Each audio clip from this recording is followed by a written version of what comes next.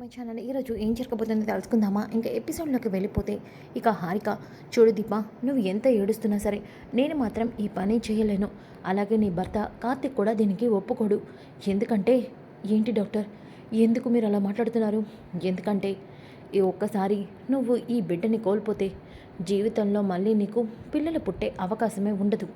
అంటే నువ్వు తల్లయ్యే యోగమే ఉండదు.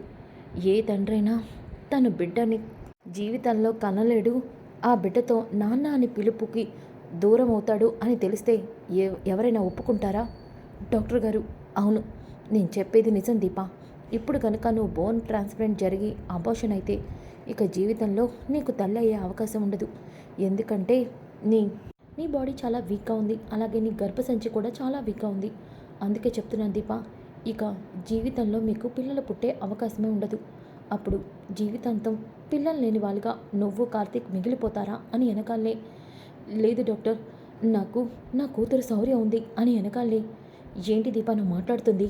అవును, నా కూతురు శౌర్య నాకు ఉంది అని వెనకాలే. ఒక్కసారిగా హారిక షాక్ అవుతుంది. దీప, అంటే సుమిత్ర గారిని ఇప్పటి వరకు బ్రతికించడానికి నువ్వు ఒక్కరు మాత్రమే ఆప్షన్ అనుకున్నాను, కానీ నీకు ఒక కూతురు ఉందని చెప్పావు కదా, కాబట్టి ఖచ్చితంగా సుమిత్ర గారిని మనం కాపాడుకోవచ్చు. ఏంటి డాక్టర్ మీరు అంటుంది? అవును దీప, నీ కూతురు శౌర్య బోన్ మ్యారో నీకు మ్యాచ్ అవుతుంది, అంటే సుమిత్ర గారికి కూడా మ్యాచ్ అవుతుంది. కాబట్టి తన బోన్ మ్యారో సుమిత్ర గారికి ట్రాన్స్ప్లాంట్ చేయొచ్చు. అలాంటప్పుడు ట్రాన్స్ప్లాంట్ చేయొచ్చు కాబట్టి శౌర్య బోన్ మ్యారో సుమిత్ర గారిని కాపాడుతుంది. నీ బిడ్డకి ఏమీ అవ్వదు. నువ్వు నీ ప్రెగ్నెన్సీని అబార్షన్ చేయించుకోకర్లేదు అని వెనకాలనే. ఒక్కసారిగా దీపా కన్నీళ్ళని తెరుచుకుంటూ, డాక్టర్ గారు మీరు చెప్తుంది నిజమేనా? శౌర్యకేమీ కాదు కదా? ఏం కాదు దీప, ఈ ఈ ట్రీట్మెంట్లో ఎవరికి ఏ రకమైన నష్టం జరగదు అని వెనకాలనే. ఒక్కసారిగా దీప చాలా సంతోషపడుతుంది. డాక్టర్, అయితే నేను చాలా సంతోషంగా ఇక ఈ విషయం మా బావతో చెప్తాను. దీప, నువ్వు కాదు, నేనే అక్కడికి వస్తాను. నేనే ఒక విషయం అందరి ముందు చెప్పాలి. ఏంటి డాక్టర్ మీరు అంటుంది? దీప, ఇది నీకు సంబంధించినది కాదు, ఇది నా పర్సనల్ విషయం.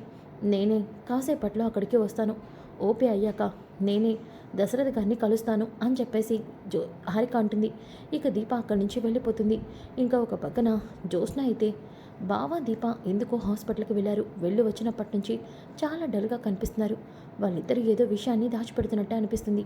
ఏమై ఉంటుంది అది అని చెప్పేసి అనుకుంటూ ఉంటే అప్పుడే పారిచేతం, ఒసే ఏంటే ఏదో దీర్ఘంగా ఆలోచిస్తున్నట్టునో, గ్రాని నిన్న బావ దీప హాస్పిటల్కి వచ్చారు, అలాగే ఇంటికి రాకుండా ఇంటికి వెళ్ళిపోయారు. ఇదంతా చూస్తూ ఉంటే వాళ్ళు వినకూడదు ఏదో విన్నారు. అలాగే వాళ్ళు ఏదో విషయాన్ని మన దగ్గర దాచిపెడుతున్నారు. వాళ్ళు ఇద్దరు అంతే కదే, దొంగలు. ఈ ఇంటికి ఏదో మేలు చేస్తున్నట్టు మీ తాత అలాగే మీ డాడీ దగ్గర బిల్డప్ ఇస్తారు, కానీ అంతా వాళ్ళ స్వార్థానికే వాళ్ళన్నీ చేస్తూ ఉంటారు. ఈ విషయం మీ తాతకే అర్థం కాదు. గ్రాని, ఇప్పుడు ఏదో జరుగుతుంది, అదేంటో మనకే అర్థం కావట్లేదు. ఇప్పుడు ఏదో జరుగుతుందని దాని గురించి పక్కన పెట్టు, ముందు రిపోర్ట్లో ఏమొస్తుందో దాని గురించి ఆలోచించు. గ్రాని, ఈరోజు నేను ఏమీ చేయలేను.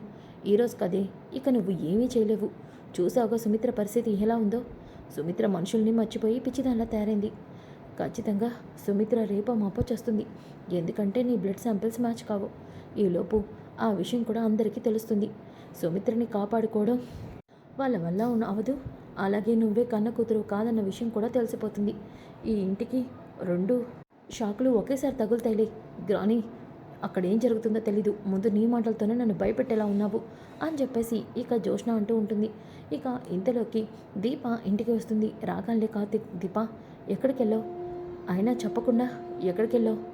ఏమైంది దీప, మొహం అంతా అలా ఉంది? చెప్పు దీప, ఏం జరిగింది అని వెనకాలనే. బావా, అర్జెంటుగా నేను నీతో ఒక విషయం చెప్పాలి. దేని గురించి దీప? అమ్మ ఆపరేషన్ కోసం. అంటే ఏంటి, మన బిడ్డను చంపుకోవడానికి నిర్ణయం తీసుకున్నావా నువ్వు? అందుకనే నువ్వు బయటకు వెళ్ళావా? బావా, ముందు నేను చెప్పేది విను. నిజంగానే నాన్న బాధని, అమ్మకి వచ్చిన ఆరోగ్య సమస్యను చూసి నేను హారిక గారి దగ్గరికి వెళ్ళాను. అలాగే నా కడుపులో బిడ్డను చంపేసి మా అమ్మని బ్రతికించమని కూడా అడిగాను. దీప, అంటే నన్ను అడగకుండా నీ నిర్ణయం నువ్వు తీసుకున్నావా? బావా, ముందు నేను చెప్పేది విను.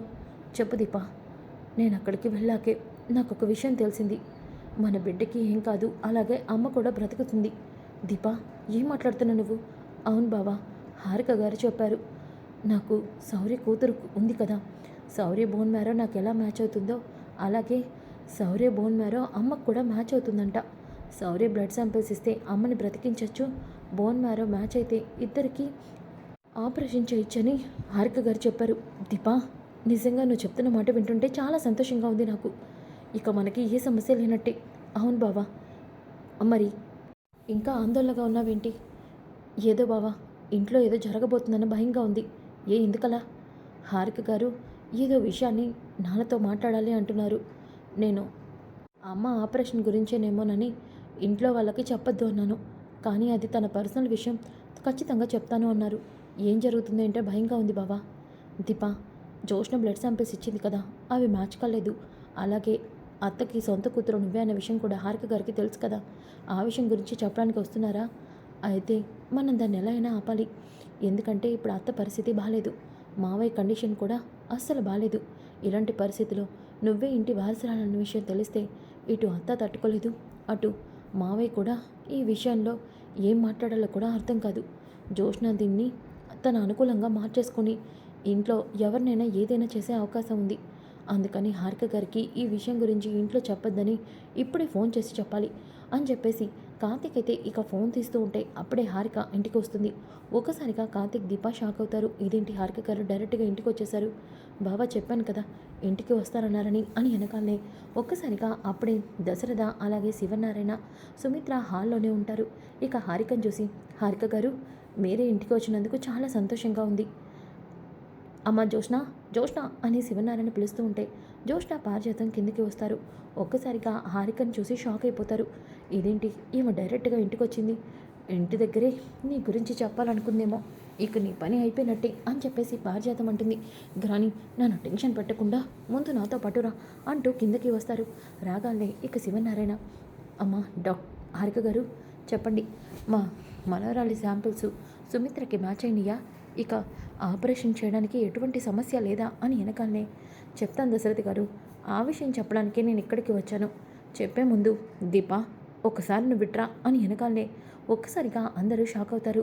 ఇక దీపం తీసుకొచ్చి సుమిత్ర పక్కన నిలబెడుతుంది. చూడు దీపా, నువ్వు నుంచోవలసిన స్థానం, నువ్వు ఉండవలసిన స్థానం ఇది అని వెనకాలనే అక్కడే ఉన్న పారిజాతం, మా మనవరాలి బ్లడ్ శాంపిల్ సుమిత్రకి మ్యాచ్ అయ్యాయా లేదా అని అడిగితే దీపని పిలుస్తున్నారేంటి? ఇప్పుడు దీపని అక్కడి నుంచుంటే దీప స్థానం ఏమైనా మారిపోతుందా? అది ఇంటి పని మనిషే. మీరు ఎంత దాన్ని ఎక్కడ నుంచో పెట్టినా దాని స్థానం ఎప్పటికీ మారదు అని వెనకాలనే, చూడండి పారిజాతం గారు, మీరు చెప్పినంత మాత్రాన ఒక వ్యక్తి స్థానం మారిపోదు. అది ఎవరికి దక్కాలో వాళ్ళకి ఎప్పటికైనా దక్కుతుంది అని వెనకాలనే ఈ కార్తీక్ కంగారు పడుతూ ఉంటే జ్యోత్స్న కూడా కంగారు పడుతూ, ఏంటి ఈ హారిక ఇలా మాట్లాడుతుంది, కొంపతీసి దీప వారసురాల విషయం ఇవకు కూడా తెలిసిపోయిందా అని చెప్పేసి అనుకుంటూ ఉంటుంది. ఇక పారిజాతం, ముందు అడిగిన దానికి సమాధానం చెప్పండి. నా మనవరాలి బ్లడ్ శాంపిల్ సుమిత్రకి మ్యాచ్ అయ్యాయా? చెప్తాను. నేను చెప్పే సమాధానంతో నేను ఎందుకు ఇలా మాట్లాడుతున్నానో అన్నీ మీకు అర్థమవుతాయి అని వెనకాలనే ఇక దశరథ, హారిక గారు, సుమిత్రకి ఏమవుతుందనని రోజు రోజుకి మాలో టెన్షన్ పెరిగిపోతుంది. సుమిత్ర ఇంట్లో ఎవరిని గుర్తుపట్టట్లేదు. ఇప్పుడు సుమిత్ర ఇక్కడ ఏం జరుగుతుందో కూడా తెలుసుకునే పరిస్థితిలో లేదు. చెప్పండి డాక్టర్, ఇప్పుడు నా భార్య పరిస్థితి ఎలా? రిపోర్ట్స్లో ఏమొచ్చాయి? మీరు కోరుకుందే వచ్చింది దశరథ గారు. ఈ ఇంటి వారసురాలు సుమిత్ర గారి కన్న కూతురి బ్లడ్ శాంపిల్స్ సుమిత్ర గారికి మ్యాచ్ అయ్యాయి అని వెనకాలనే దశరథ, శివనారాయణ, ఇటు కార్తీక్, దీప అందరూ కూడా సంతోషపడతారు. కానీ అలాగే జ్యోత్స్న, పారిజాతం, దీప, కార్తీక్ కూడా షాక్ అవుతారు. హారిక గారు ఎందుకు ఇలా చెప్పారా అని. ఇక జ్యోత్స్న, ఇదేంటి నా బ్లడ్ శాంపిల్స్ మమ్మీకి మ్యాచ్ అయ్యాయా, ఎలా ఇది అని చెప్పేసి అనుకుంటూ ఉంటే ఇక పారిజాతం, ఇది డాక్టర్ని కొనేసినట్టుంది అని చెప్పేసి అనుకుంటూ ఉంటుంది. ఇంతలోకి Dasharatha, thanks doctor, thank you doctor, మా జ్యోత్స్న బ్లడ్ శాంపిల్ సుమిత్రకి మ్యాచ్ అయ్యాయన్నమాట. ఇక సుమిత్రకి ఎటువంటి ఇబ్బంది లేదన్నమాట. నాన్న, నా కూతురే వాళ్ళమ్మ ప్రాణాలని కాపాడుతుంది నాన్న అని అంటూ ఉంటే, దశరథి గారు మీరు మాట నిజమే, కానీ మీ కూతురు మీ భార్య సుమిత్ర గారి ప్రాణాలని కాపాడుతుంది, కానీ జోష్న కాదు అని వెనకాలనే ఒక్కసారిగా అందరూ షాక్ అయిపోతారు. ఇక పారిజాతం, మీకేమైనా పిచ్చి పట్టిందే ఏంటి? నా మనవరాలు జోష్నే సుమిత్ర ప్రాణాలని కాపాడుతుందని మీరు ఇప్పుడే కదా చెప్పారు, మళ్ళీ కాదు అంటారేంటి? అయినా దక్కాల్సిన స్థానం, నిలబడాల్సిన స్థానం ఇది జోష్నది. ఏ దీప జరగవే అని చెప్పేసి జోష్నని తీసుకెళ్ళి ఇక సుమిత్ర పక్కన నిలబెడుతుంది. దాంతో ఒక్కసారిగా హారిక, చూడండి నేను చెప్పేది నిజం, నేను మాట్లాడుతున్న దాంట్లో మీకు అర్థమవుతుందో లేదో. సుమిత్ర గారి కన్న కూతురు జోష్న కాదు అని వెనకాలనే ఒక్కసారిగా అందరూ షాక్ అవుతారు. ఇక జోష్న, ఏ హారిక, నీకేమైనా పిచ్చి పట్టిందా? మొన్నేమో మమ్మీ బ్లడ్ శాంపిల్స్ నాకు మ్యాచ్ కాలేదన్నావు, ఇప్పుడేమో శాంపిల్స్ మ్యాచ్ అయ్యాయని చెప్పి నేను మా మమ్మీకి కన్న కూతుర్ని కాదంటున్నావు. నిజంగా ఈ డాక్టర్ ఏ డబ్బుకు ఆశపడి అబద్ధాలు మాట్లాడుతుందంటుంది. అసలు ఈ డాక్టర్కి మమ్మీని బ్రతికించే ఆలోచన లేనట్టుంది. ఈ డాక్టర్ ఎవరితోనో చేతులు కలిపి ఇలా పిచ్చి పిచ్చిగా వాగుతున్నట్టుంది అని వెనకాలనే హారిక ఒక్కసారిగా జ్యోత్స్న చంప పగలగొడుతుంది. దాంతో అందరూ కూడా షాక్ అయిపోతారు. నన్నే కొడతావా, హౌ డేర్ యూ అని వెనకాలనే. చూడు జ్యోత్స్న, నేను డాక్టర్ని కాబట్టి ఇలా చంపదెబ్బతో నిన్ను వదిలేస్తున్నాను.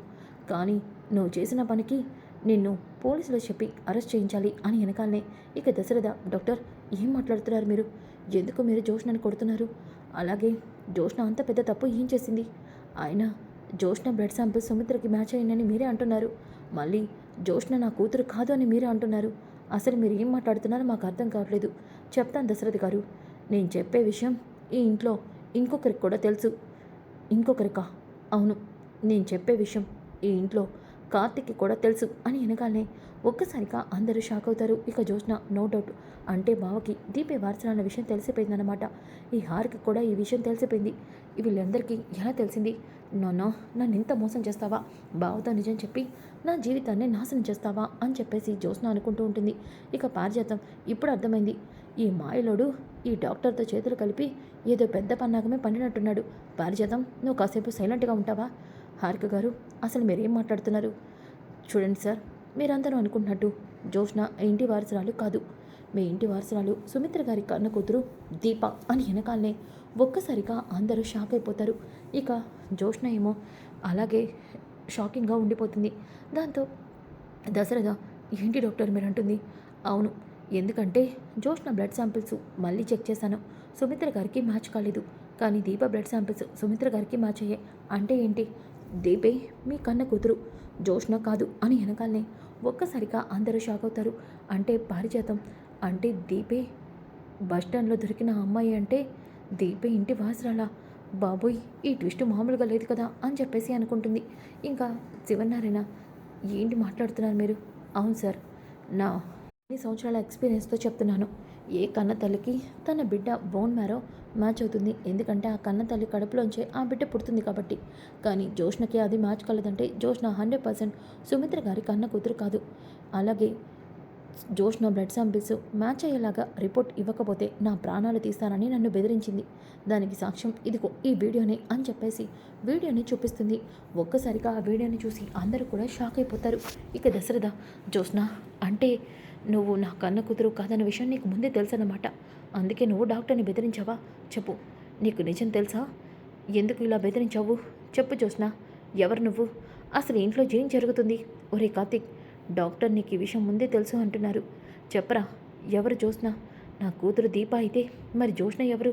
చెప్పరా అని వెనకాలనే ఇక అప్పుడే దాసు అక్కడికి వస్తాడు. నేను చెప్తానన్నయ్యా అని వెనకాలనే, ఒరే దాసు, ఎక్కడికి వెళ్ళిపోయారా నువ్వు?